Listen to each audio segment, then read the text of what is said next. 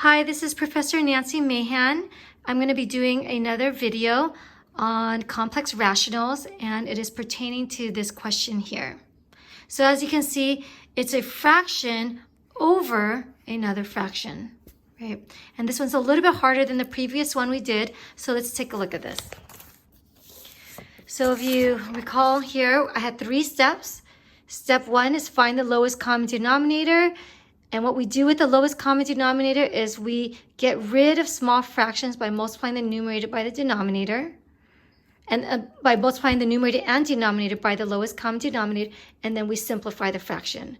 So this was in the previous video. So let's take a look at this problem here. We're going to follow those same exact steps. So the step 1, again, is to find the LCD. So find the lowest common denominator of, so I'm looking at the top here and the bottom here. So the lowest common denominator I have is v plus 8, v minus 2, v plus 8, v minus 2. Those are the denominators. And if you recall in one of the other videos, to find the lowest common denominator, it is also the product of unique factors in the denominator.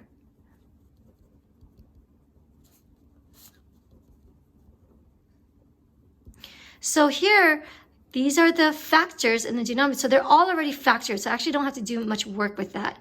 In this case, I'm going to see that the LCD is going to be the product of unique factors. So this is a factor, v plus 8. This is a factor, v minus 2. So it's the product of it, right? So I put it right next to each other. And I see v plus 8 again. But guess what? Is that unique? No, unique means that it's one, it stands by itself, right? There's not another copy of it. So there's already a v plus 8 here, so I'm not going to write it again. And then v minus 2. Well, v minus 2 already occurred here, so I don't have to write it again. So that is my LCD. So once I find the LCD, step 2, I'm going to multiply everything by the LCD. And why do I do that? It'll get rid of the little fractions, quote unquote little fractions, right? So these are the little fractions, right? Because there's a big fraction here, but then there's these little fractions. So I'm going to multiply everything by v plus 8 times v minus 2. So here I'm going to multiply this, v plus 8, v minus 2 on top, v plus 8, v minus 2, v plus 8, v minus 2, v plus 8, v minus 2. And look what happens. What should happen is that the little fractions should disappear. So in this one here, the v plus 8 divided by v plus 8, right? These are both factors. They can cancel out and just becomes a 1. So what's left on top? 6 times v minus 2. So 6 times v minus 2 for this one, minus, in this fraction, guess what cancels out? The v minus 2 cancels out, and I'm just left with 1. So I have minus, and then v plus 8. And what did I do wrong? I did not put the parentheses. So make sure if you have a minus here, you put parentheses after whatever goes after it so that you can remind yourself that you need to distribute. Divided by this denominator here, v plus 8 cancels out. So I'm left with 3 times v minus 2. Plus, what cancels out? V minus 2 and v minus 2. So I'm left with 2 times v plus 8. So once I do that, now I am at step 3, where it's basically simplify. Right? Simplify this problem.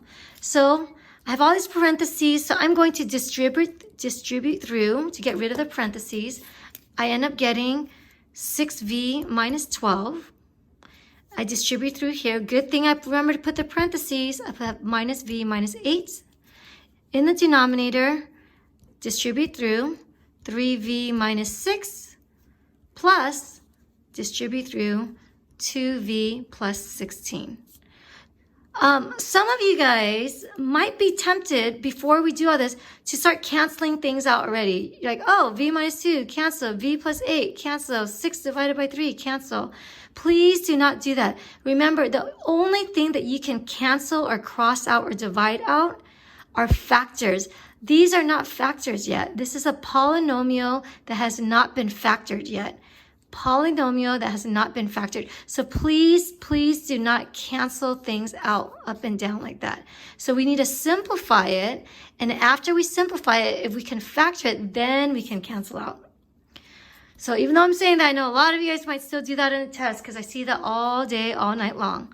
So now when I look at the top, I'm going to simplify. 6v minus v will give me 5v. Negative 12 minus 8 gives me negative 20. 3v plus 2v gives me 5v.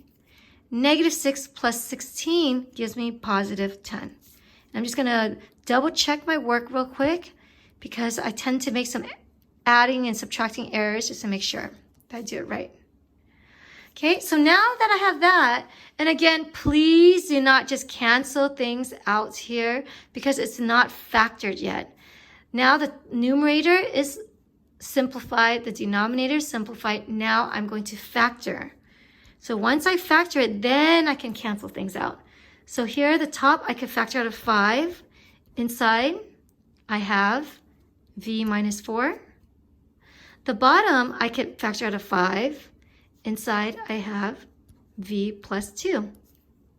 So now that it's all factored, I factor, factor, factor, factor.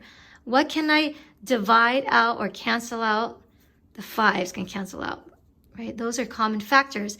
The v minus 4 and v plus 2, please do not cancel this out because v minus 4 is stuck together as one factor. That's like the head and the body. The head and the body. Do not amputate the head and the body, please.